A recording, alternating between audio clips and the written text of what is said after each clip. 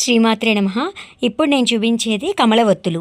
పత్తిని ఇలా బాగు చేసుకుని విభూది రాసుకుని చేతికి సన్నగా పోచలు అనేది తీసుకోవాలి.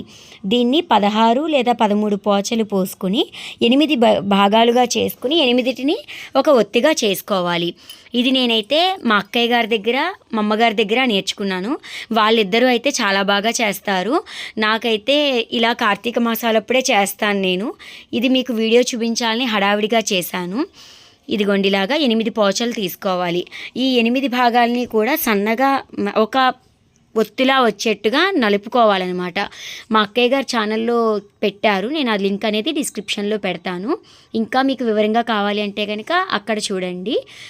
ఇదిగోండిలాగా 8 ఒత్తుల్లాగా చేసుకుని 8టిని కలిపి కమలంగా చేసుకుంటారు. విష్ణుమూర్తికి చాలా ప్రీతికరం. ఇది కార్తీక మాసం అంతా పెట్టుకోవాలి, లేదా క్షీరాబ్ది ద్వాదశి రోజు లేదా పౌర్ణమి రోజు పెట్టుకున్నా కూడా చాలా మంచిది.